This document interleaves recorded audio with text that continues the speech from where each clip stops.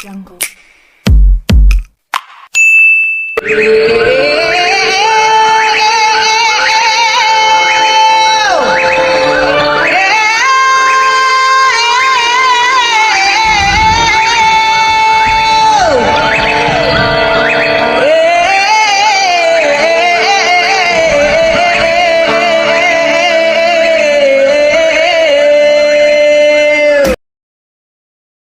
History of Mesopotamia, Egypt, Greece, and Roman art.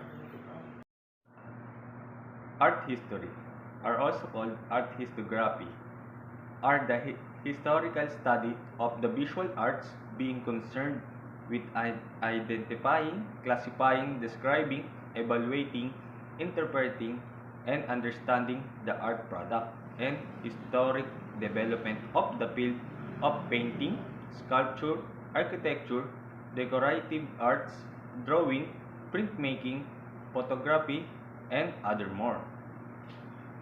The one of the first art are being found are some cave paintings.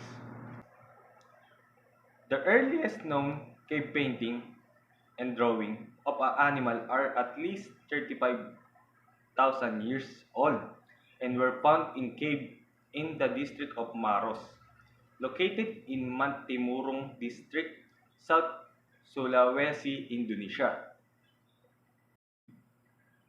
The earliest figurative painting that being found was in the Europe, date back to the Eurasian period, approximately 30,000 to 32,000 years ago, and are found in Chabet Cave in France and in the Colibau Cave in Romania.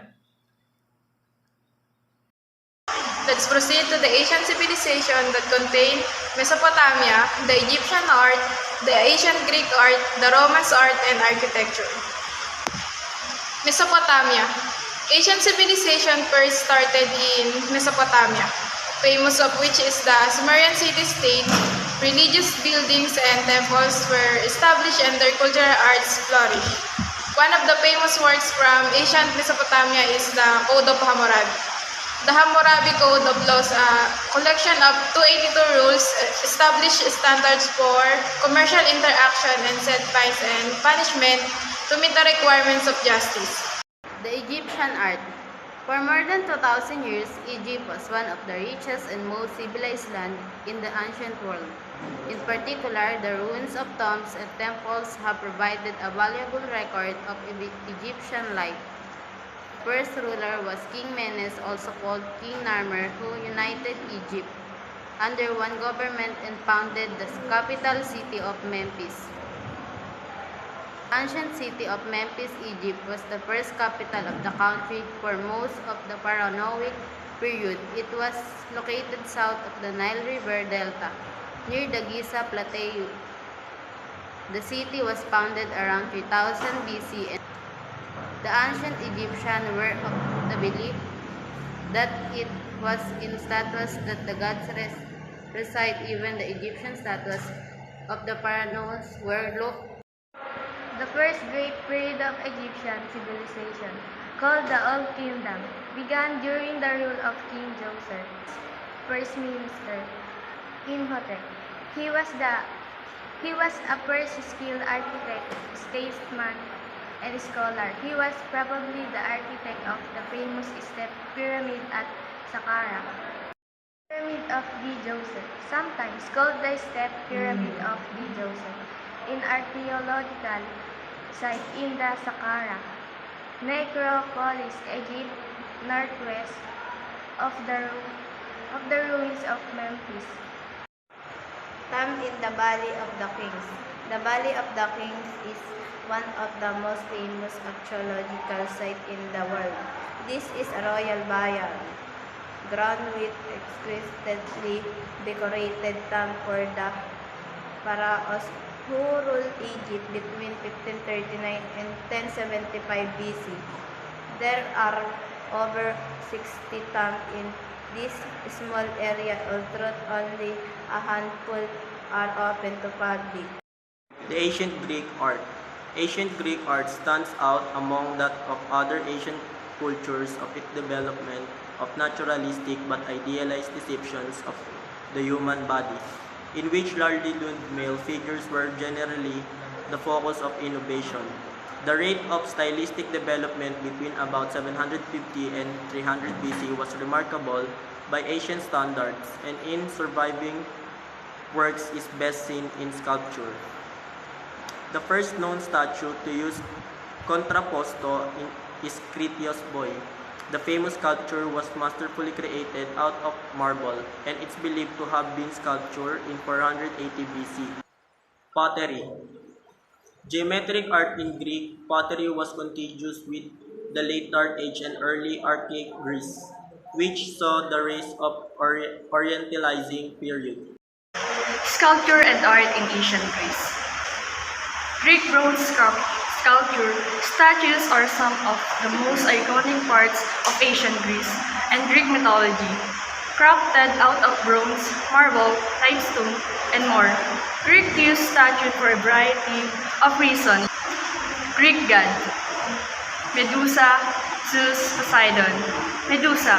In Greek mythology, Medusa, also called Gorgo, one of the three monstrous gorgons, generally described as human females with living venomous snake in place of hair. Poseidon is the god of sea, water, earthquake, and horses, and son of Cronus and Rhea. The Romans' art and architecture. The Romans wanted their arts and architecture to be useful. They planned their cities and built bridges, aqueducts, public baths and marketplace, apartment, houses, and harbors. The ancient Romans were the first civilizations to build large, permanent bridge. Early Roman bridge used techniques introduced by Etruscans, immigrants. The arenas are tributes to the skills of Roman great builders. The arch can support much more weight than the post and lintel, having support by two columns. Roman aqueducts were often three levels of arches built on top of another. The baths of Caracalla in Rome, Italy, were the city's second largest Roman public baths, or Dermair, after the baths of Diocletian. The baths were likely built between AD 212 and 216 or 217.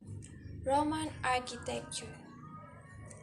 Ancient Roman architecture adapted the external language of classical Greek architecture for the purposes of the ancient Romans, but was different from Greek buildings, becoming a new architectural style.